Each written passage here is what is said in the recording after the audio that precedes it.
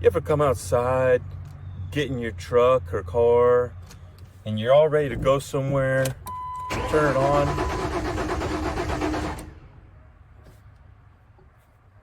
and you turn it on,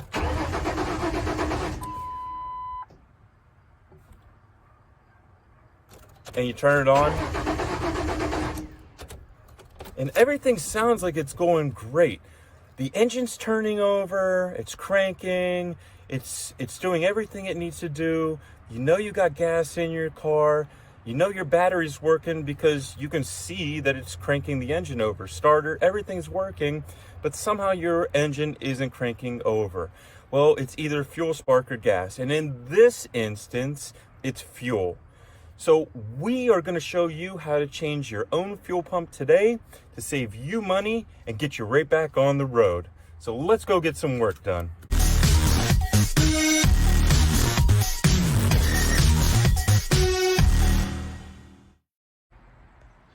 So this is the second shop truck, the one that I just send people out in. And the fuel tank is on this side.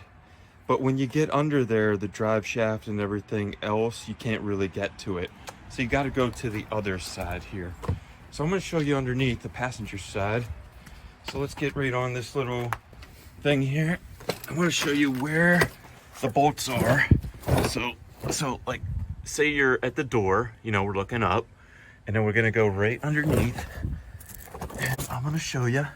So it's a 1/2 inch. I got it out with this. 1/2 inch. The bolt looks like this. It's a hex. It's fairly long. There's 2 of them and they're in straps. So this is the frame. So we have to go under the frame. Okay. And then shaft, it's aluminum. Drive shaft. And this is the tank. The tank is the black thing, the plastic. So right here, oh man, I wish I had the lift up. Right here, you see this metal piece right here? This is called a strap, a fuel tank strap. And you see where it bolts up right here? I'm moving it. It's bolted up right here with this bolt, 1/2 inch. So once you pull this down, then there's a second one, second strap right behind it, and the same bolt is right here. So I have it loose. You see it'll move, but I didn't want to take it out because I wanted you to see what it looked like. Then this strap that goes all the way around the tank right here.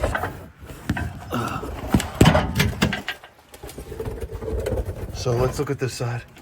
So you see the tank is plastic. And then here's one strap hanging down I got already. And then here's the other one. So once you take those off, you're gonna have to, if you want to pull the tank all the way down, you either bend them down or they're connected right here. And you have to turn them sideways and they'll come out of this hole right here.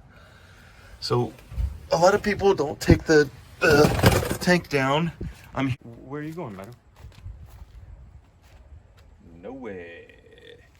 Hearing they take the bed off, but I have a liner and some other stuff in the bed, so I don't want to have to take the liner out of the bed and then take the bed off, and then I have to try to shimmy the bed back by myself. It's easier just to take the tank off. So let's go look at what a tank looks like. So this is a Ford Ranger tank right here, 15-gallon tank. And where the 2 straps were, you can see the rust where the 2 straps were here. You know, that's where these bolts were hooked up in. And then you have a couple of lines you gotta disconnect. So you got 2 gas lines and an air line that goes to your evap system.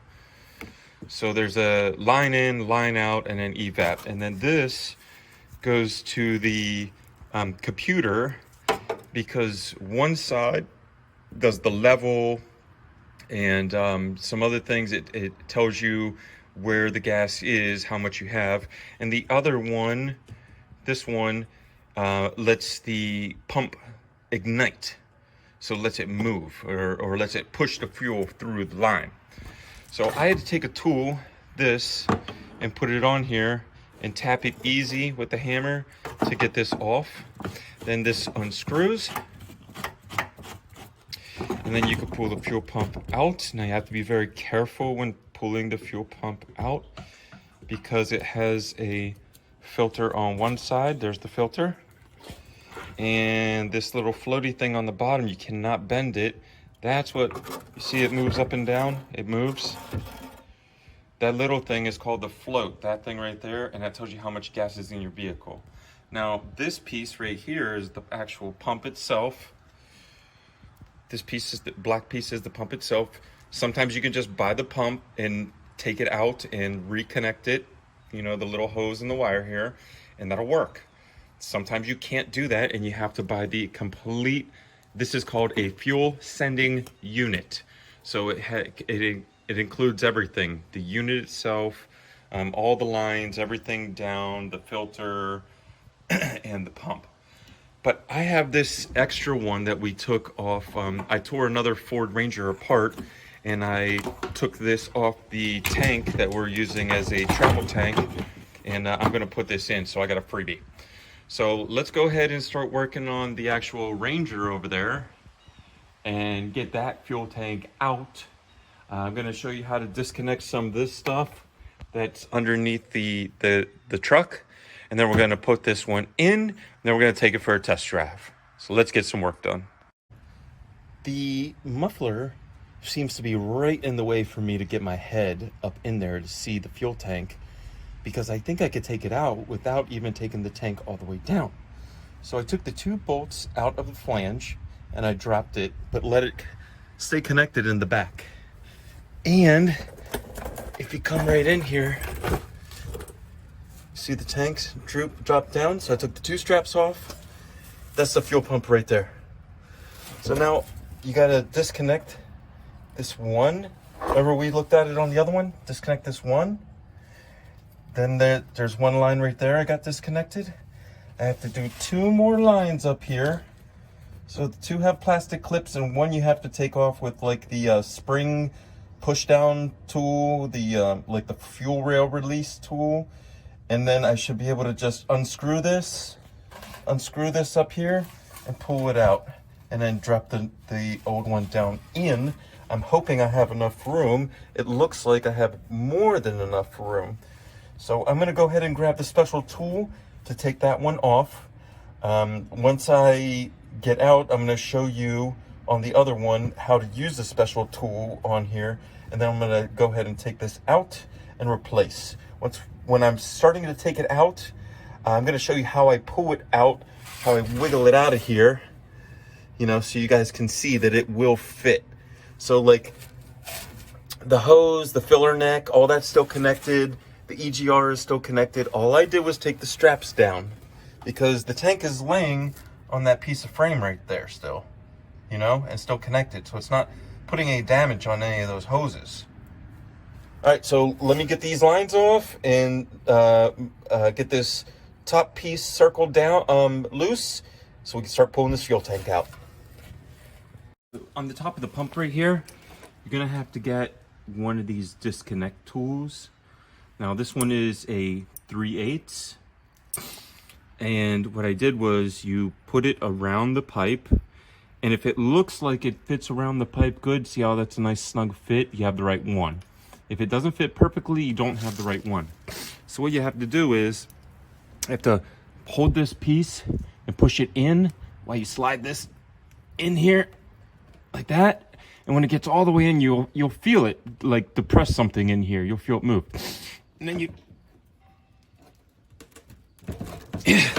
there it is. Then you move that piece out. You see that there's like some stuff in there? You're disconnecting that stuff in there because it connects onto this piece. See the little ring? So this one is different. Now these 2 have clips. See the clip here? This, you have to pull the clip up. They're a little funny because on one side there's a lock and on the other side there isn't. So you have to push this lock in while you pull the other side up. Pain in the butt. Pain in the butt. So I still have to do this or this and this on the other car. We already got this one out. This one is really hard to get out because it's already formed in. So let's get some more work done. Okay, now you see I still got the tank in, nothing's disconnected, but the fuel pump itself, the two pieces from the fuel pump itself, the wiring harness here, and the two metal straps to bring the tank down. And you see you can pull it out from the top here, right? Just be careful, be careful. That's it. And this is the fuel pump. So I'm noticing that this one does not have a float on it, or the float fell in. So maybe that's part of the reason of the fuel pump failure. So let's look at this one and compare it to the one that we're gonna use. We're gonna use, this is the one that we just pulled out. So they're a little bit different. Same concept, same height, pumps in the same place, but you see this is missing. You see it goes right here, missing. That might have been me pulling it out of the tank, or that could have been just, you know, part of the failure in the pump itself. So we're gonna put the other, this is a little different. See this piece here? Now watch. This piece has a different piece on it. So this is a 98. This is a 2000, but it'll fit.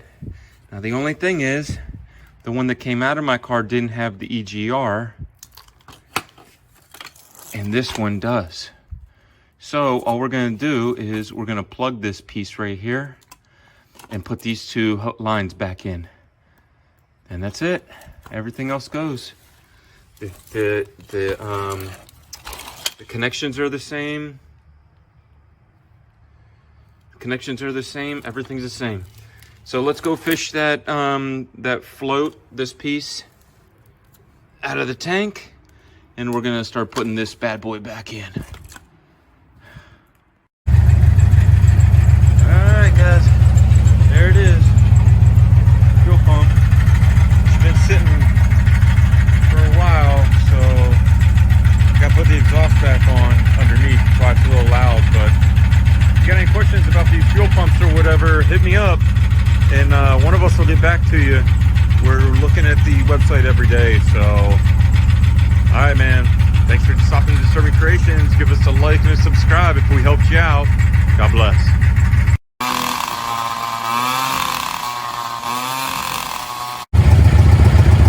All right, she's alive again. A little loud. I still got to put the exhaust and stuff back on. I haven't drove it for a while. Probably needs a tune-up, but I just want you guys to see that the fuel pump did work. We did the swap. The fuel pump works great. Got old gas in it. We just got to get the old gas out. She's been sitting 18 months, so all right, that's how you do a fuel pump. Thanks for coming to Disturbing Kreationz. We love you. Hold on. And the exhaust. Okay. Now, this is the drive.